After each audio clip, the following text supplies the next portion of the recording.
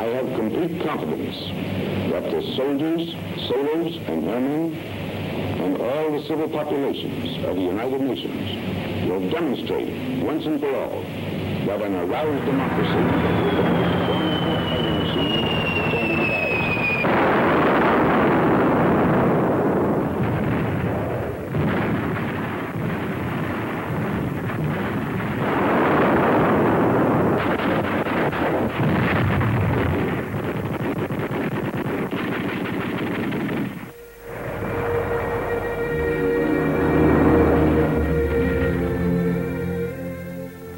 Sitting in a filthy hole, all tired and broken up. I have no change of socks, nor soap, and towel for a wash. Only the howling of mortars that is now our constant companion. What a Tom Caldwell was killed a few days ago. We were together in a machine gun post when a trench mortar landed nearby. I called out to him and received no answer.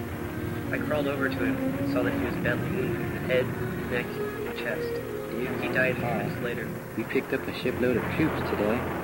Tears came to my eyes as they slowly trotted aboard with huge packs on their backs. How can I not admire them and worship them? Forever yours, Billy Ray. Our John is dead. I find this to be the hardest letter I've ever had to write. Please forgive me, Mother, when I say it should have been me that night. For John was probably by the time you receive this, you will have reached your first birthday. And by the time you'll be able to read and understand it, we will be together as father and daughter. I know I will never be the same Joe.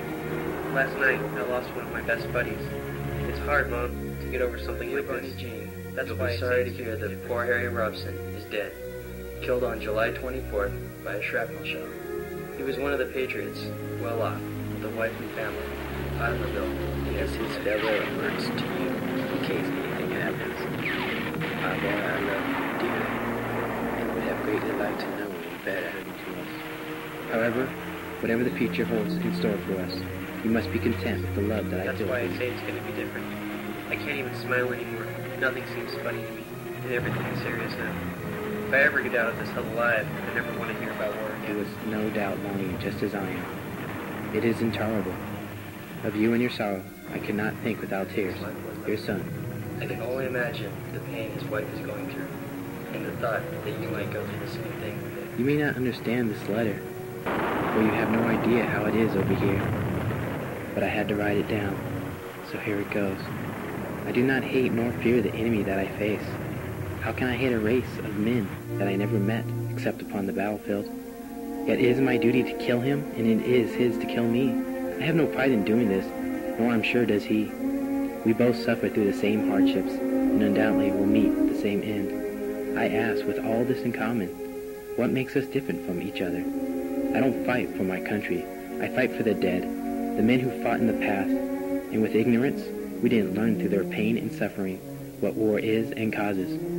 I fear not death, but the thought of future generations not learning from our great sacrifice. When I die, honey, remember why. Simply yours.